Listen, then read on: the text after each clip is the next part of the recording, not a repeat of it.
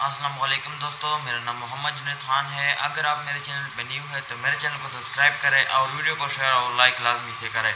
शुक्रिया। दोस्तों, एक घर में किसी अनदेखी मखलूक के होने का एहसास ही इंसान को खौफ में डाल देता है। आज की ये कहानी कुछ ऐसी ही है।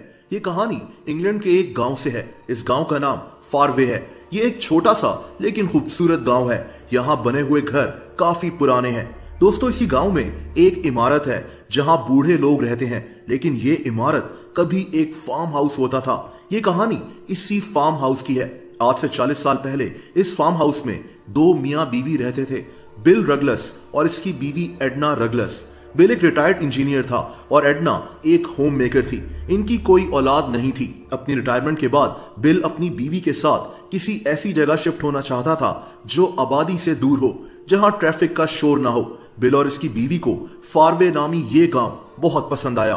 दोस्तों, इन दोनों ने इस गांव का यही फार्म हाउस खरीद लिया। ये फार्म हाउस 300 साल पुराना था और 60 साल से खाली पड़ा हुआ था। इस फार्म हाउस में शिफ्ट होने के कुछ दिन के बाद ही इनको एहसास होना शुरू हो गया कि ये दोनों यहाँ अकेले नहीं हैं। ये एहसास इनको इस फार्म हाउस के एक कमरे से हुआ। दोस्तों, ये कमरा फर्स्ट फ्लोर पर बना हुआ था और किसी के इस्तेमाल में नहीं था। ये मियाँ बीवी जब अपने लाउंज में बैठे होते थे तो इनको इस कमरे से किसी के चलने की आवाजें आना शुरू हो जाती थीं। ये घर ज्यादातर लकड़ी का बना हुआ था, इसीलिए ये आवाजें पूरे घर में गूंजती थीं। पहले इनको लगा कि ये कोई बिल्ली है, लेकिन फिर ये आवाजें बढ़ना शुरू हो गईं। दोस्तों, अगली अजीब बात ये थी कि इनका पालतू कुत्ता और एक बिल्ली इस कमरे के पास जाने से भी डरते थे।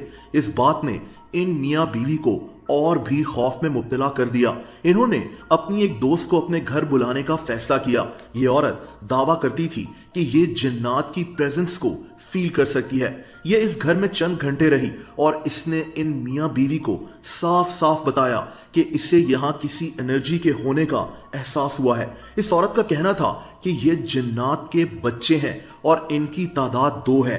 दोस्तों, ये बात इन मियाँ बीवी के लिए बेहद परेशान कुन थी। जाहिर सी बात है कि ये बहुत ज्यादा डर गए थे। एक और अजीब बात यह थी कि इस घर में कई लोगों की मौत भी हो चुकी थी। जैसा कि 1844 में इस घर में एलिजाबेथ नामी एक लड़की हादसे का शिकार होकर मारी गई थी, लेकिन इन अमवात का जिन्नात से कोई ताल्लुक नहीं था।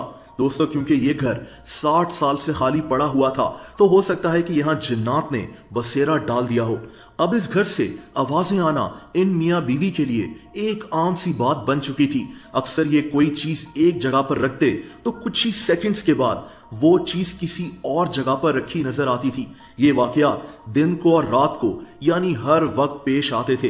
इस छोटे से गांव में हर इंसान को पता लग गया था कि ये फार्म हाउस हॉन्टेड है। ये लोग डर के मारे इसके पास से भी नहीं गुजरते थे, लेकिन ये मियाँ बीवी यहाँ बहुत सुकून से रहना शुरू हो गए।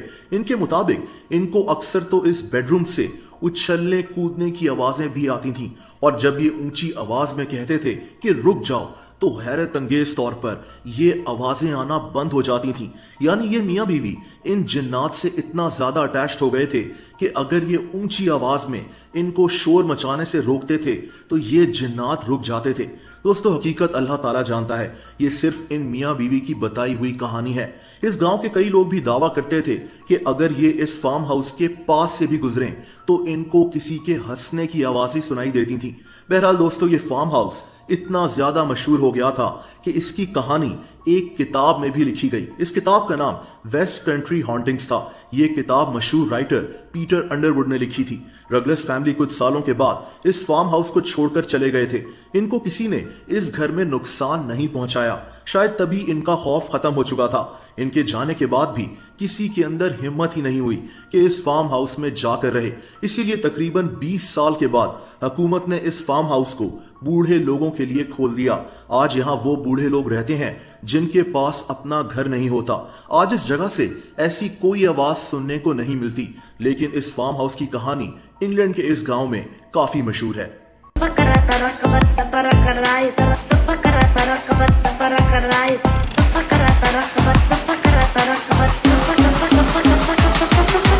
Please subscribe to my YouTube channel, guys.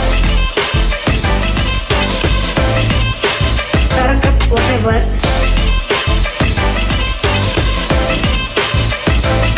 Okay, thank you.